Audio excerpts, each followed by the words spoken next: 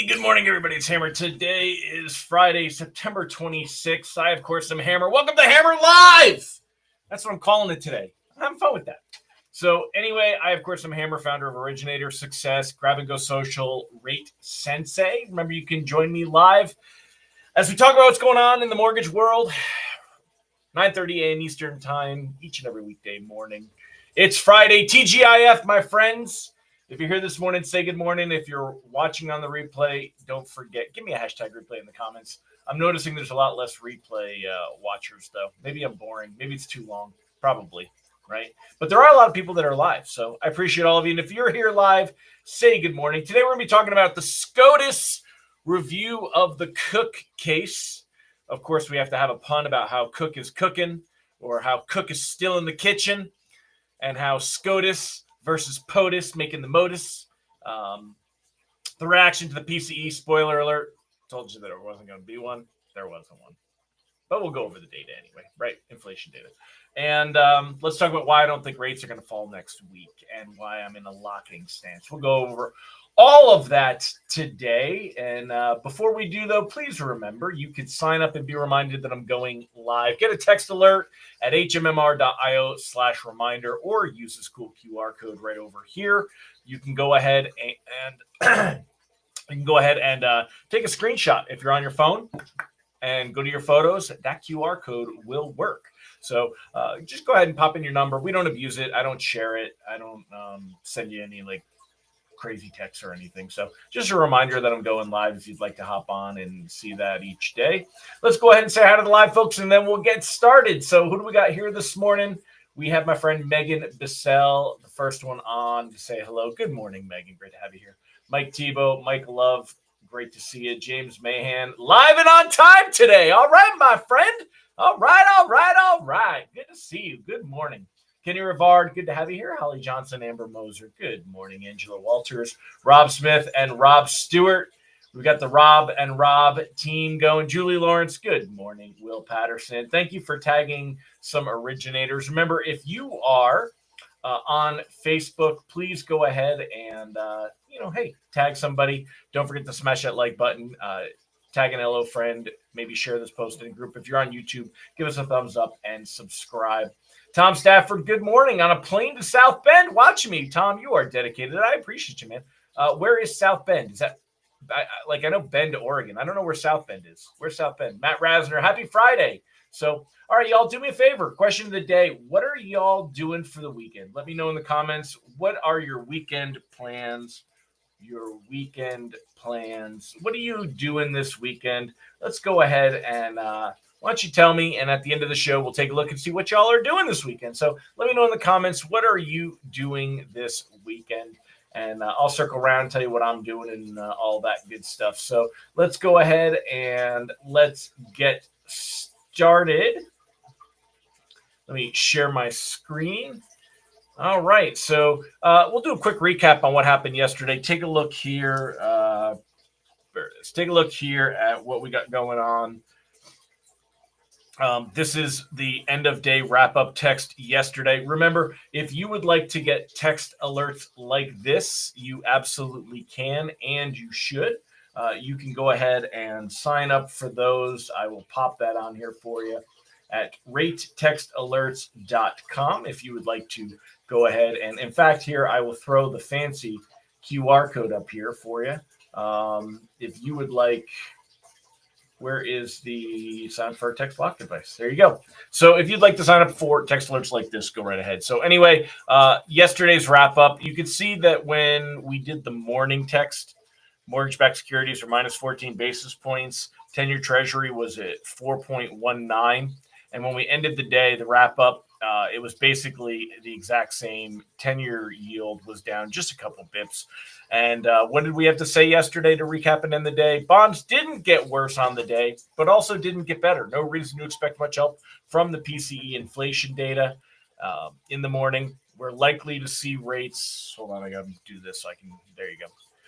Likely to see rates creep worse heading into next week. Not sure how much another week BLS jobs report would even help at this point. It sure isn't likely to send rates tumbling lower. advice remains to lock for protection. So that was the end of day alert yesterday. Basically, if we take a look, let me get rid of this for you so it's out of the way. If we take a look, let me pull the screen over. Come on. There it is. It's being stubborn today. Let me plop this up a little bit. All right, there you go. Take a look at mortgage-backed securities. When pricing came out right around here, right around 100.75, end of the day, almost the exact same spot. It was basically flat on the day, no big move. Now, this morning, bonds did start out with just a little bit of improvement, but you could see that they have gone down, down, down, down. And that, of course, gives us a frowny face, not what we want to see. This is going to kind of, bring rate sheets. You're likely to see rate sheets that are a little bit worse than Friday, even though bonds are at the exact same spot and it's flat. Generally, Friday, you're going to see a little bit more conservative pricing, especially when secondary lock desks take a look and see that we are on a downward trend here, already down 2 basis points on the day, probably going to drift lower. Anybody that does put out pricing this morning, reprice risk is moderate today. We could see bonds just drift lower through the day. And if they get down to around 12 basis points or minus 15 basis points on the day, that's grounds to see a reprice worse. So if you would like to protect yourself against reprices worse and protect your pipeline, remember you can sign up for those text alerts that I told you about. They're $7. We do send out alerts when we see movement that would cause repricing. So taking a look at the 10-year treasury yield, that is also in the red, getting worse, 4.18. It did. Oh, look at that. That's up in the corner there, that QR code. I didn't even, that's in the way. All right. 4.18. You can see that they're definitely creeping higher. If we take a look at this blue line right here, that's the 25-day moving average. Let me move this over a little bit so y'all can see it. There you go. If we take a look at this blue line right here, though, that's the 25-day moving average. Gave us no technical resistance or support, rather, at all. Remember, we don't want yields to go up. That's bad for the 10-year. We want yields to go down. Down would be green. Green is good, okay? But we're only seeing them go up right here. So that's not what we want to be seeing. The reality is it very, very easily is going to go up into the 4.22-ish area before pushing up against the 50-day moving average and some technical report. And if we let me pull this over a little bit more because it's all kind of. Let me get this situated just right. We'll go over. So next week is jobs week. We've got the BLS jobs data October 3rd. Take a look here. Mortgage-backed securities. They have been losing ground and going down, down, down. We've been in a locking stance basically most of the ride ever since the Fed meeting. And the Fed meeting was right here. The Fed meeting, we got kicked in the can. Jay Powell, his press conference, not good. In fact, what you'll see happening, take a look here at Fed funds futures. I talked about this yesterday. It's a little bit better today. We have seen, remember yesterday, the Fed futures were down to about here on a Fed rate cut. Actually, yesterday they were right here, and they're still right here. So, but they're down to about 85%. And when we look at December, it's gotten a little bit better, but not much. So still a lot lower than a week ago, where markets believed that we were going to see 2 rate cuts. So very, this stuff's not great there. Let's go ahead and hit some of the other headlines. Hold on a minute. Let me change this up a little bit. I'm going to throw the lock advice down at the bottom in a minute, but what are your weekend plans? Make sure you tell me in the comments if you haven't already. What are your week plans for this weekend? And we'll talk about those at the end of the show in a few minutes. But the lock advice is down at the bottom. I'm still very much in a locking stance. Anybody that would see this, we're going to get the BLS jobs data next week, and it could give a little bit more of a boost. But we're talking about a third month in a row that it's going to have to come in weak, and markets are going to have to see some significant weakness to believe that it's going to reinforce the idea that we're going to see cuts in December. So right now, we would need, as we head into next Friday, a week from today, we would need to see a weak enough jobs report that expectation to bring that Fed funds rate down to 3.5 by December we would need this to push up and get at least up in above the 80s. So, and then even if that happens, you're not going to see huge improvements to rate sheets.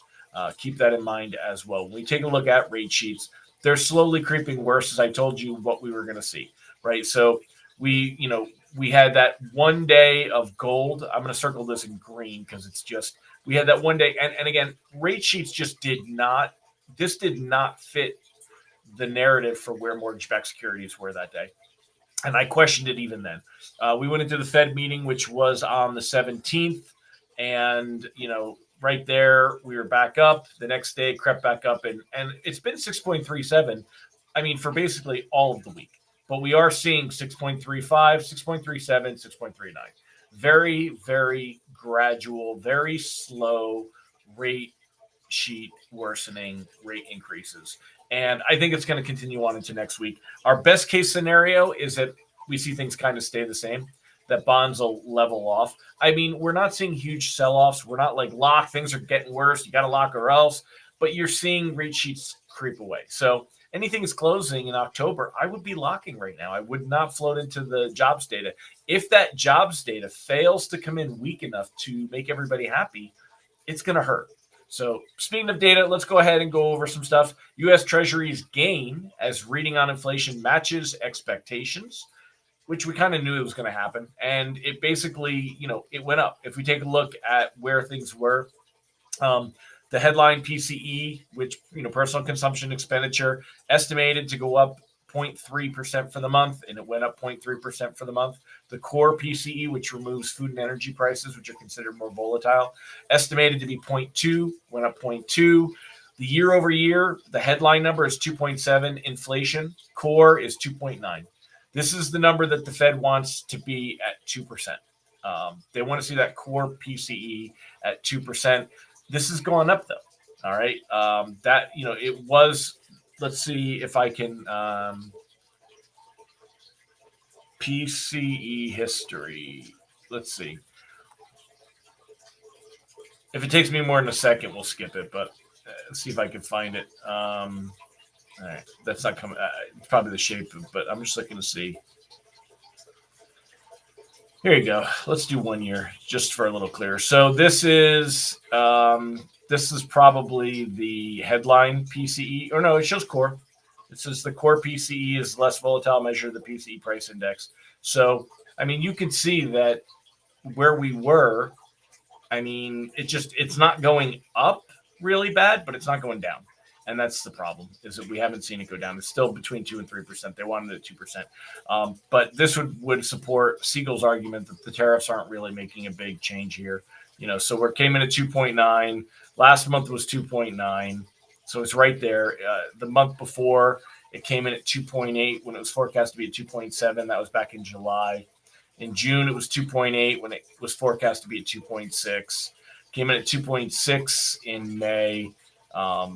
But before the actual, remember the tariffs hit back here and again, this is core, so we could look at the headline, but before the tariffs were even involved, we were at 3%, 2.7, 2.9, 2.8, 2.8, 2.7, 2.7. The only time it actually came in lower was in the last year was December. That's the only time that it's come in lower than expected. Otherwise, it's coming at or above expectations. You only see one red number there back in December. So really not seeing inflation be, and that's why the argument is that the Fed should not be cutting rates. And they don't seem to be overly concerned about the labor market. They basically said the last cut, Powell said it was a, what did he call it? A risk management cut. If the Fed does not cut these two months coming up, markets are not going to like that. Mortgage-backed securities is not going to like that. You will see mortgage rates go higher if we see this not happen. So as we get into October and we get to that meeting at the end of October, about a month from now, if we do not see a rate cut in October, that all of this just doesn't really bode well for mortgage rates. So, yeah, Marano, you're hearing my fish tank. It's low on water, and I didn't fill it back up. I haven't been in the office the last few days because I've been in the barn. So, Randy Tico, I really need you to be wrong today. Is there any miracle that can reverse the slide? There's always a miracle that can reverse the slide, my friend. So I don't blame you. I want to be wrong. Isn't that terrible? I want to be wrong. I want to be wrong for you. By all means, Randy, I want to be wrong. So let's take a look at what y'all have to say. And again, if you haven't told me what you're doing this weekend, put it in the comments. We'll go through those in a minute. I'm going to go ahead and turn off screen share for now.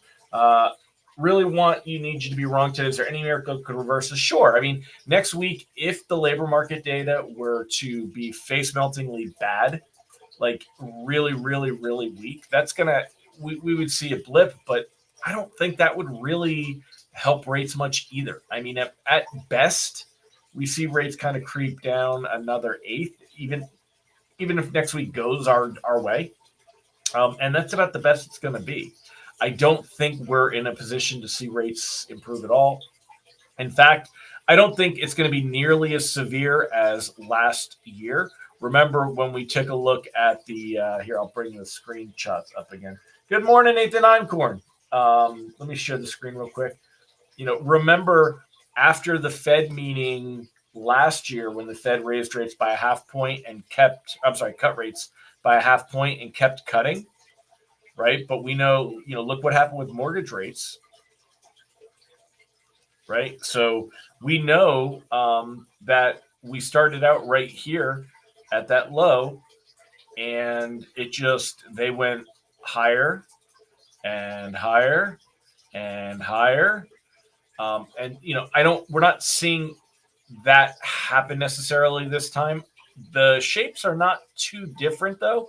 When you look at the gradual, it took a little while, and we had the initial jump, and now we're moving up. So they did bounce from that lowest point right here to here. But the reality is, I think we're going to settle in right around here. I think that's where rates are going to find themselves again. I don't think we have to worry about necessarily coming above 6 3/4. And again, these are just using Mortgage News Daily as a reference point, not your actual rate sheets and not with loan level price adjustments and things like that. But we've got this going on here. Hey, did y'all notice my favorite guy, Bill Pulte, is going to be at AIM Fuse? Going to be speaking at AIM Fuse. I will not be at AIM Fuse. I have plans in October, so I will not be there. But you guys know how I feel about Pulte. I won't do anything publicly. I think it's great that AIM has him there, and I think it's a great draw. And I respect AIM and Jonathan Haddad and Jason Frazier and Kenneth Travis over there. Everybody over at AIM, I respect him. I like him. I'm friends with a lot of people over there, and I get it. I just think the guy's I just think he's a dick and an idiot. I don't think he knows what he's doing. But very easily could say the same thing. He's more successful, quote unquote, than I am, and he's hobnobbing with the president. I'm not, but I don't want to be. So, but anyway, back to our regularly scheduled program here. I don't think we're going to see rates that are going to go up into this direction up here. However, I do think we're going to be here. And right now, I would be locking up and enjoying, and that's why we're in a locking stance. I would be locking up everything while we are in this area right here. I don't think it's going to last long. I think by the time the middle of October rolls around, the CPI data comes, I think we'll probably be up here. So again, right now, we're not too far from it. We're at 6.39, so it's only an eighth of a point from here to push up into that next box. Morano, get me a signed Pulte hat. Yeah, go ahead. I love you, Mike, but not my Pulte. What's in the fish tank? Fish. Some hell if I remember what I put in there. I just regular freshwater community fish. I when I need to be calm, I look at them. When I think of Bill Pulte, I look at my fish and they settle me down. So, all right. Anyway, let's hear what you guys are doing this weekend. Let me know in the comments if you haven't. We're going to go ahead and take a look. I am going to be working on the barn. I've got to get this thing wrapped up so I get the electric connected. So hopefully that happens. I've got a little bit of ceiling work and some walls to do. And once the electric is in, and then I can paint and make it look pretty. But for now, it's just getting that done. Kenny Rivard, son's cross country race Saturday morning, then home projects for the rest of the weekend. Yep, honeydew list, home stuff, and good luck to your son. I do cross country racing. That is for me going from one side of the house to the other, and I breathe hard. Man, I got to do something to get in shape. I am in a terrible shape these days. Mike Tebow working on composite deck Saturday, playing golf and in the Elks outing on Sunday. Well, hit him straight and hit him far, my friend. And good luck on the greens. Good luck on the greens. Deb Dickinson going to a Mariners game. Baseball is something that I can enjoy in person. I've never enjoyed it on TV. So good for you. Have fun on that. Let's see. What else are y'all doing? Your final CE and painting your living room. Oh, that's fantastic. That is fantastic. Have fun with that. And when you paint, remember, Sherwin-Williams, best paint. What's the matter? Hold on, y'all. I'm going to let Millie in. Come on, Millie girl. Come on, Millie girl. I know I haven't been here for a while. You have to come and see me now. I'm back. Thanks for your patience. How do my cats treat the fish? They're fine. They don't eat them. They're, the fish tank has got a cover on the top anyway, but they don't usually go after them. Megan Bassell, family dinner, pool, pickleball, and mowing some grass. Sounds like a busy weekend. Getting over COVID. Well, I'm glad you're feeling better. Stuck at home so you don't spread it. Probably a good thing. And cleaning your house and playing with your dogs. Very good. Take it easy. It takes a while to come back from that stuff sometimes. Tom Stafford is going to Notre Dame, daughter's lacrosse team, University of Louisville. Fantastic, man, playing them this weekend. Good luck to your daughter. Hopefully she stays injury-free and has a fantastic game, my friend. So Randy Teakles working with the puppies, the Golden Retrievers. Nice. Mike Morano's watching the Ryder Cup. So, all right. Well, I think I got everybody. Nicole, working the snack shack at the high school football game. That's awesome. That's fun. Nathan Eicher, like we do every other weekend. Pinky, try and take over the world. Pinky in the brain. There you go, man. Oh, you're a fish tank guy, Randy? Yeah, so you probably know more about the fish. And I have tetras in there. I have I'd have to look at what they are. I've got a couple of clown Pleco to keep the tank clean. I've got